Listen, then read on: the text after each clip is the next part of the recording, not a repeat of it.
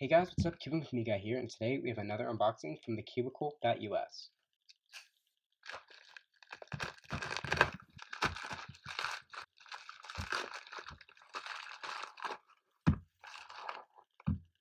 Alright, so in this package here we have two cubes. So first off, we have the MF3RS2, quite a long name, and then here we have the MF3RS2M. So this is a recent release from Cubicle Classroom, and the MF3RS was a very good cube, but this version is supposed to be a bigger improvement on it, and I believe that the normal model is priced at about $8, so it's giving me a lot of Thunderclap vibes. I haven't tried this puzzle at all, but it reminds me a lot of Thunderclap with that kind of $8, $9 price tag, and I've heard it's actually a fairly good cube, so hopefully, this is going to be a very nice puzzle, but let's open it up and see just how well it turns. Alright, so standard Moyu shades as per usual. Alright.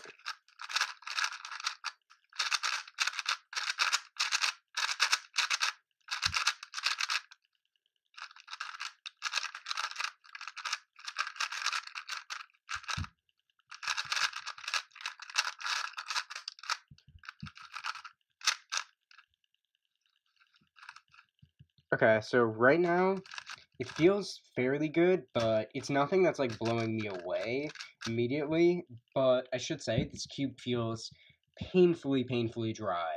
Like, lad. So dry. So dry. And that's what this cube is. This cube, it needs lube. I don't know how to say it. It just needs lube. Just oil it up and I don't even know. I mean, its performance is definitely fairly good, and I do enjoy how the cube feels. Kind of feels pretty. Plastic feels kind of soft. I don't know, but okay. The more I play with it, the more I'm starting to like it. But it's really dry, so needs lube. But stability-wise, it seems kind of stable, and it doesn't seem uncontrollably fast, which is really good, because I know the GTS2 and the GTS1, for me, were just way too fast and uncontrollable, so it's got potential, I'll give that. See how corner cutting is. Yeah, it's a modern 3x3, what you expect. Can do all that. Probably not perfectly evenly tensioned because it's a budget cube and they become really dry. But anyway, I'm curious to see how the magnetic version is. Okay, so this is the stickerless version, so we can already tell a slight difference between the two, which is alright with me because stickerless plastic tends in a lot of cases to be better. So let's get into first turns on this. Oh, wow.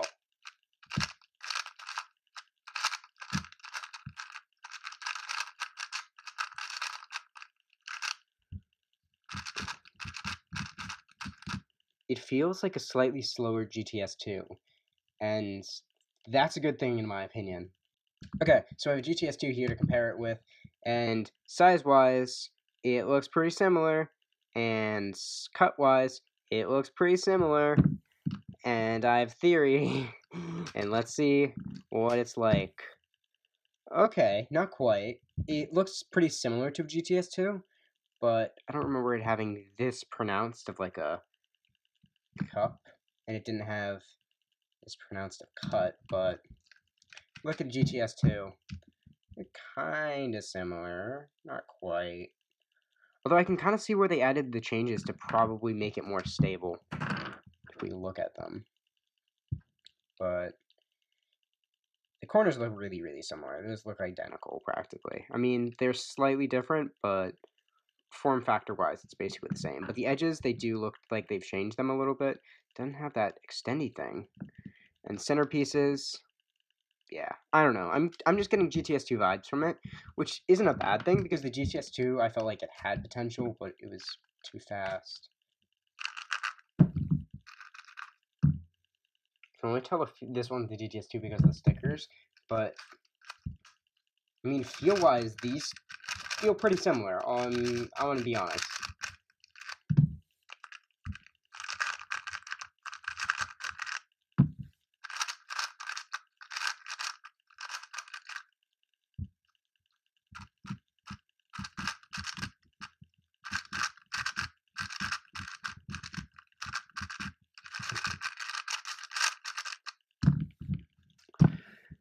Okay. I was right to compare this to a thunderclap because this is a really good cube. I'm gonna be perfectly honest with you. This is really, really good. It feels really similar to a GTS2. It kind of feels a little bit slower, I think, but that could just be because the lube hasn't broken in on this one, and this one's just way too sandy to really be able to tell. But as far as I can tell with first impressions, it feels like a slower GTS2, which is good because the GTS2 was two-faced, too quick. But anyway, the design of the pieces is pretty similar to a GTS2, but I mean, a lot of puzzles look similar, but I don't know. It almost seems like a budget GTS2, or semi-budget GTS2. It seems like a way to reuse designs that you've already used, but it feels really nice. To me, it seems like a better GTS2, and that doesn't make sense because it's cheaper, but it's better, maybe. I don't know. This is first impressions. Try one for yourself, and if this is truly better than a GTS2, in my opinion, I mean, this is all subjective, I'm sure, to some people. My opinions will not be valid, but I feel the GTS2 is too fast. So, we're going to see, is this true? Is this better than a GTS2? And I'm actually going to do more solves in this video, and we're going to see just how those solves end up going. This one's not good compared to this. I really like this one. I'll be honest, it feels good. This is a good cube. I actually did try out magnetizing one of the cube and classroom cubes previously.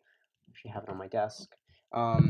This is the 50mm one, and me and Chris both made them magnetic. Well, actually magnetized Chris's, but Chris also has a magnetic one, and I also have a magnetic one. This one's boron treated, because why not? And it turned out pretty nice. It was tiny though. I mean, this cube is tiny, but from this point on, when I got this cube and we magnetized it and we were like, hey, this is actually pretty good. I was like, these cube and classroom cubes are pretty good.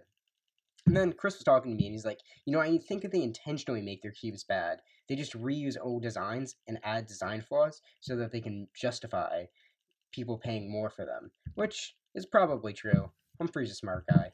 He knows just about anything.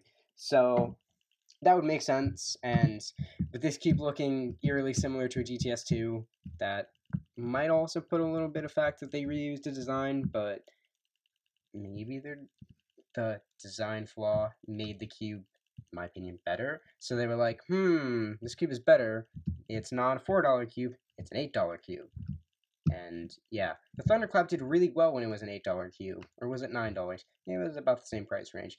Point being, this is going to be a contender for many people to be the new, I don't want to spend $16 for a 3x3. Well, okay, you can spend $8.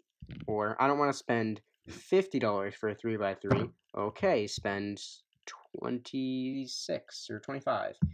It's around that price range. It's about the price of a mass-produced GTS2. So if you consider that, then this is a really good price for a magnetic cube because it's a Cubicle Labs cube, so it has all the special benefits. It comes in a cool box. Mine comes in a white box with this silver text, but that's because I'm Cubicle Premium Tester. Normally, they come in one of these boxes. Not quite this box, because this box was made magnetic for a joke. But they come in these beautiful boxes, so you get a cool, beautiful box, and you get a cool logo, and it's lubed really nicely, and it's re-stickered if you get a black or white one. So, in my opinion, that's better than buying a mass-produced GTS2, because mass-produced GTS2 is okay, but then all the magnets kept falling out, and so, like, I don't know, man. I think this is a pretty good contender for the best budget cube, and definitely the best budget magnetic cube is this. Because, like, the Z magnetic cube is also a cube and classroom cube, and that was also pretty good, but I saw in Cubologist's video, there was, like, for some reason, a piece had, like, 3 different magnets, or maybe it's just, like, 2 different magnets, but not great consistency. But this cube, this is very good. So, anyway, that was a really long, pointless ramble, but let's do some solves.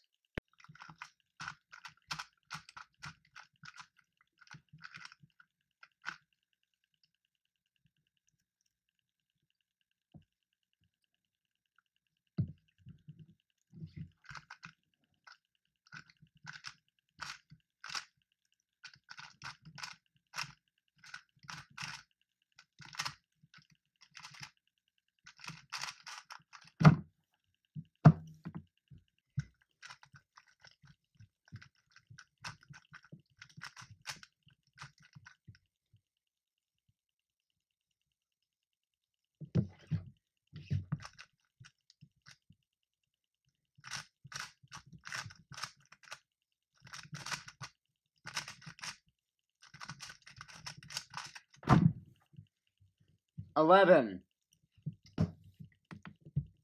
Gotta reenact Jabari, my hero.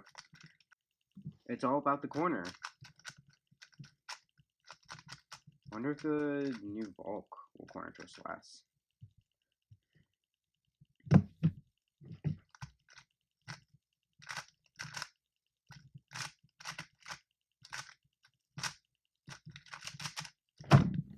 Okay, so after playing with this cube a little bit more, I've come to the conclusion that this cube is really, really good. So, I'm not gonna say it's my main yet, but it's definitely up there. It's at least in my top 3 favorite cubes right now. I have to say this is better than like anything Moyu has done in a long time. The Ushio Pro kind of had some sort of design flaw, supposedly, and the GTS2 is too fast, but this is like the better part of both of them.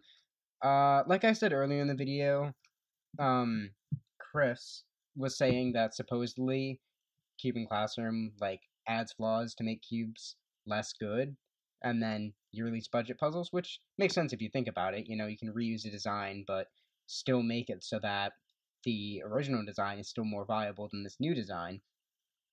Basic stuff, but anyway, it seems like they incorporated like the more squarey, well, I guess more direct triangle shape of the corner. If you look at that, see how it's really sharp. I think that's added to like the speed, well, lack thereof, I mean, of the puzzle, and sort of makes it more controllable, and sort of makes it not corner twist. Yeah, that's pretty good, I'll be honest. Here's a Black M, or sorry, a Matthew 3, and it doesn't have the worst, like, it can corner twist,